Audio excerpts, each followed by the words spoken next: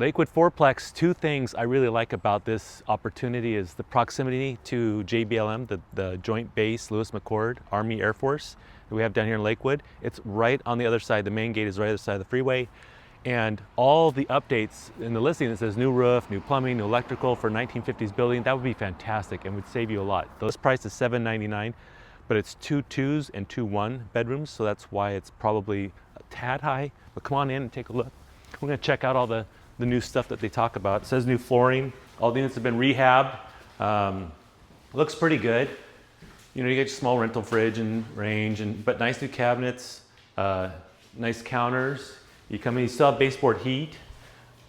Bathroom looks good, but we have a problem. They say new plumbing, and I look down here, and that does not look new to me. That looks like recycled or something. Let's check out the bedroom. We've got bedroom number 1. And, you know, nice new lighting, new windows. We got an issue down here on the trim. That doesn't look very new, or somebody messed it up and hasn't fixed it. Let's check out the second bedroom. This has a key lock on it, which is interesting. And Rebecca noted that this has nice lights, which she likes, but I was saying that I would think female tenants may have an issue with this slider. You know, it's kind of a nice spot for a creeper to come up to and try and break in or peep in on you. So that's kind of one downside. Let me come out here and I have some questions because it says new roof, and that is not a new roof. You can see the moss in the edges of the shingles, and I would be very, very surprised if that's considered new. And we found the laundry room, so there's no laundry in the units. Coin op, which is good. And it says new electrical. This is not new electrical. This is Federal Pacific panels, which are known to be defective, and they're old. Even if they weren't defective, they're old, they're not new. So I'm very confused where the new roof and the new electrical and the new plumbing, the fixture, all come into play. So that's a little disappointing. Okay, so we'll take a look here more at the exterior. I mean, it's been painted. This is the old brick, right? The red brick's been painted to give it a fresh look. You got a free pen. It comes with the apartment building. New numbers and stuff. A little noisy. It's a little busier street, but that's because the base is right there. Not a big deal. It's been fairly quiet since we've been here. You're probably looking at me going, is that guy in Florida or Washington based on his shirt? We don't always wear flannels all year round in the PNW. This is the summer, but flannels are coming. Anyway, it looks good. There's not a lot to landscape. Very mossy because it doesn't get a lot of sunshine for all these big trees. That's very common in the Pacific Northwest as well. But you do have a lot of guest parking. This is a lot of parking for this small fourplex in Lakewood. We get maybe a spot per unit, but you could easily do 2, 4, 6, 8 tandem park here. You can hear a little bit more of the traffic. It's not too bad though.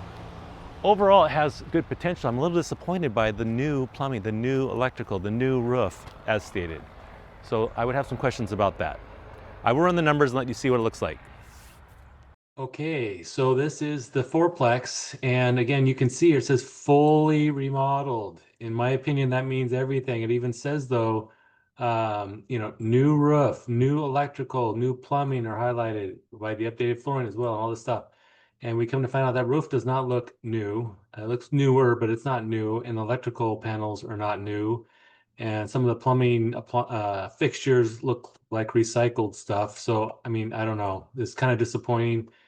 You get out there and it's $799. That wouldn't be a bad deal if these were all 2 beds, but they are only 2 beds and 2 1 beds.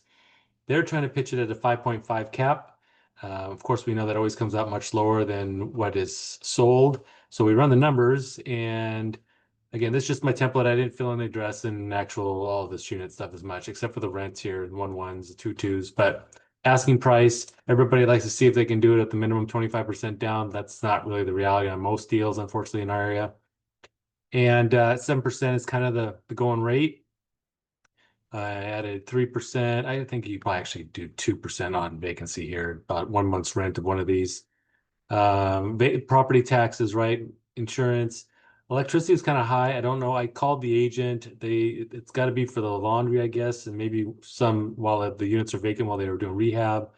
And apparently, and I couldn't confirm this with the agent, but they believe that they're billing back all the water, sewer, garbage pretty much, except for a small portion for laundry. So that's why there's not a big thing there.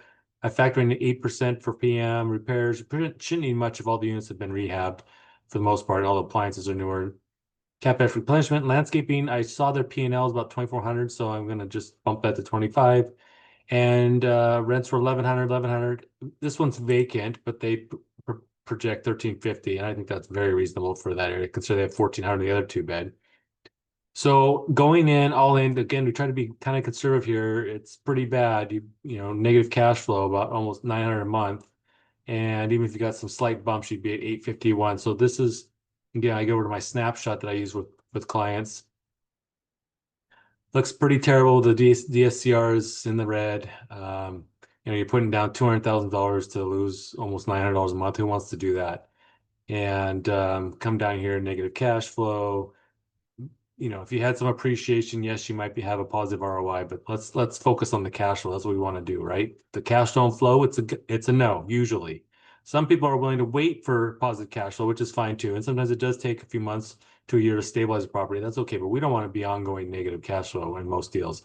So let's go back and play with these numbers and see if they, again, like I said, even if it was a hot property with a lot of interest, you might have to go in around asking, but we could see what if we bump up our down payment.